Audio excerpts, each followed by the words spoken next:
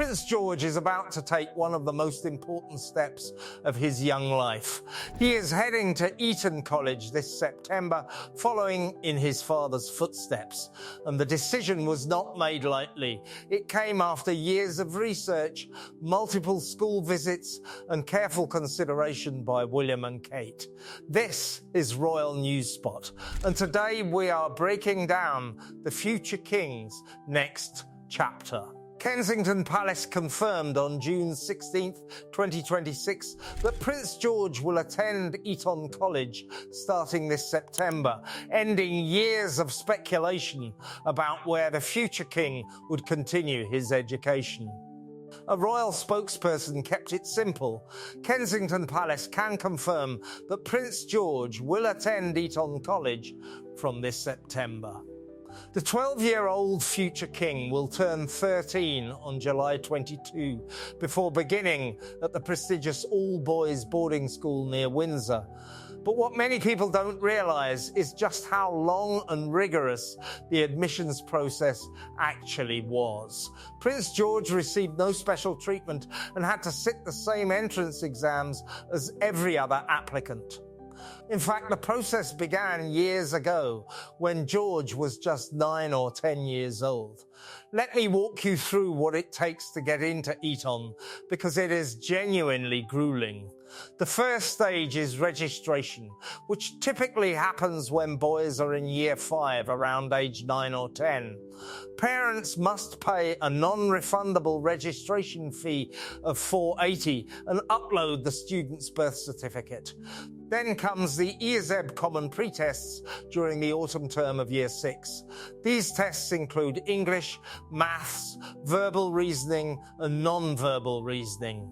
The tests take roughly 2.5 hours, and your child needs a score above 120 to even be considered. If a student performs strongly on the pre-tests, they are invited back for the Eton List tests, which is a computerized adaptive assessment followed by interviews.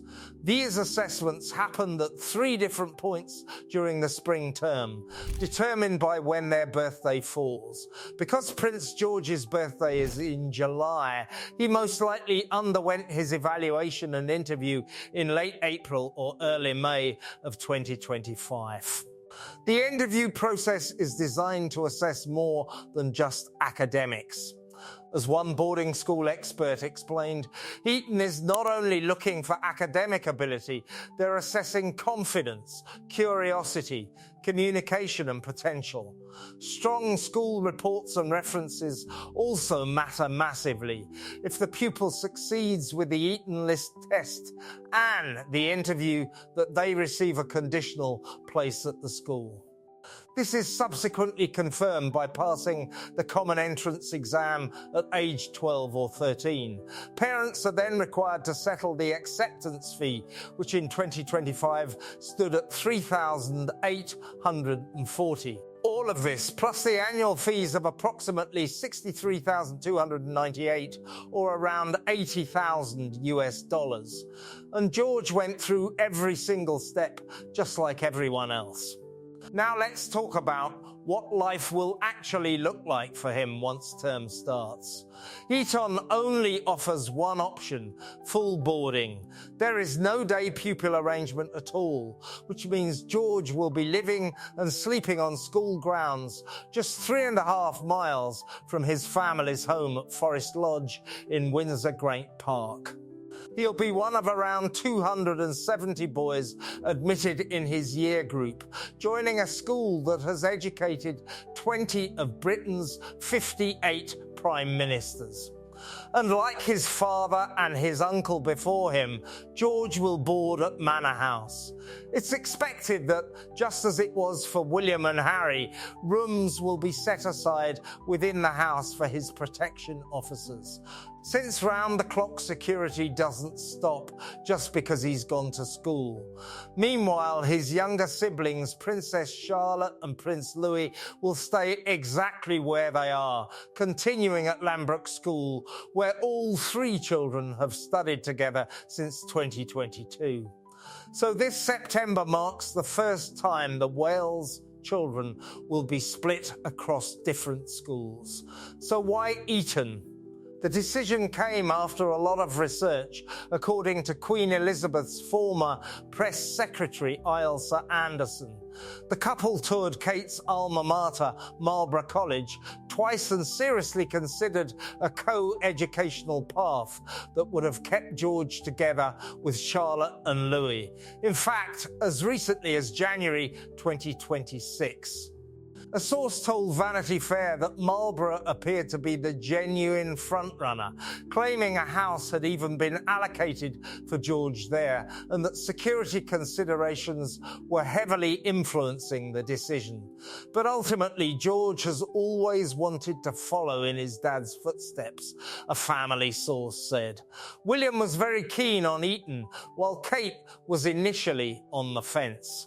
According to royal commentator Charlotte Griffiths, she said, ultimately, it will have been a joint decision, but William always wanted Eton and thinks it's the right place for George. It breeds leaders. Royal biographer Sally Bedell-Smith told People magazine that Eton will give George a rigorous education he will need for his role. The school is just a 15-minute drive from the family's Forest Lodge home and visible from Windsor Castle. But the real reason for choosing Eton goes deeper than academics, much deeper. William's choice to attend Eton in the first place was actually a significant break from royal tradition. His father, King Charles, his grandfather, Prince Philip, and his uncles, Prince Edward and Andrew Mountbatten Windsor, all attended Gordonstoun in Scotland, a famously tough, outdoorsy school known for cold showers and early morning runs. William going to Eton instead was a real departure for the family. He's previously spoken fondly of using his spare time at school to visit his grandparents at Windsor Castle, recalling the best teas with his grandmother, the late Queen Elizabeth. Eton was a much-needed haven for William, according to royal biographer Sally Bedell-Smith. He arrived there in 1995 during his parents' turbulent divorce and stayed through Diana's death in 1997. The school became his sanctuary away from the noise, the bitterness, and the cameras that were everywhere. At Eton, William could be just another student, and he wasn't given special treatment. One former classmate said, "We weren't in awe of William, and I don't think he would have wanted us to be." You have to remember that at Eton, he never stood out that much. There were boys from even richer families than his. William developed a close bond with housemaster Andrew Gailey, who became a trusted mentor. And several friends he made at Eton remain part of his inner circle today. He excelled academically and on the playing fields, captaining his house football team and a swimming team. He was even elected into an exclusive society known as POP in his senior years, a role one former classmate described as a homecoming king type. When William graduated, he said he would miss the school very much. He said, "I'll miss my friends and Dr. Gailey, who has been a tremendous support to me. And I've really enjoyed being able to go about Eton as just another student." Now, George will follow that same path. And the parallels are striking. A photo of William on his first day at Eton shows just how much George resembles his father. The two share the same hair colour, the same smile, and that regal stature closely associated with the royals.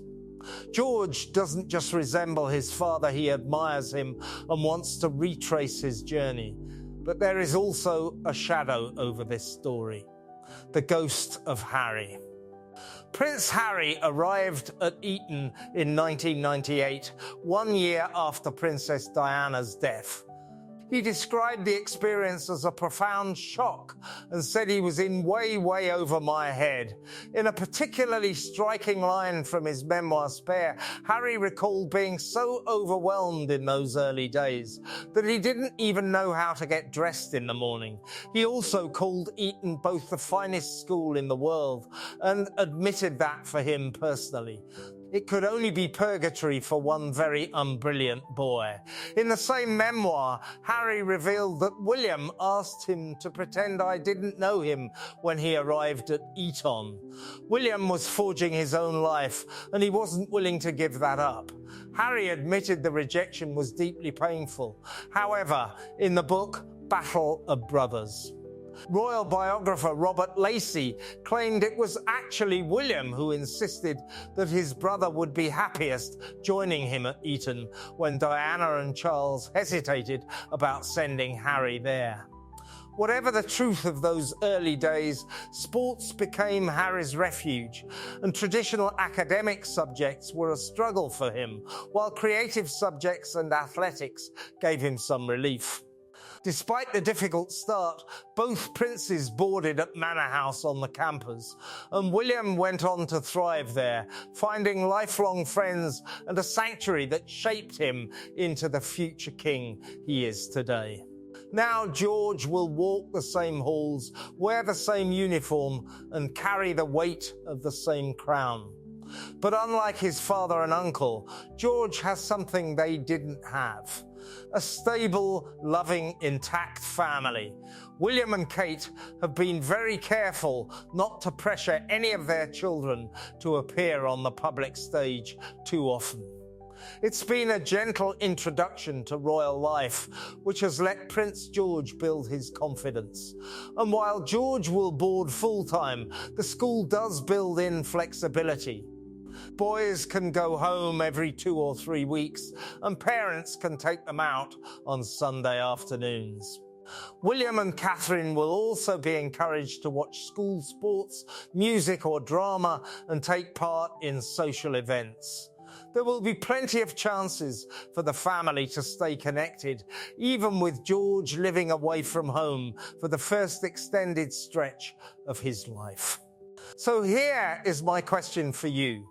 Do you think Eton is the right choice for Prince George?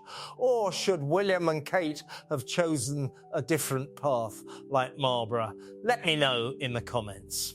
Subscribe to Royal News Spot, because the truth about the royal family is a story worth telling. This is Royal News Spot, The Crown, Uncovered. See you in the next one.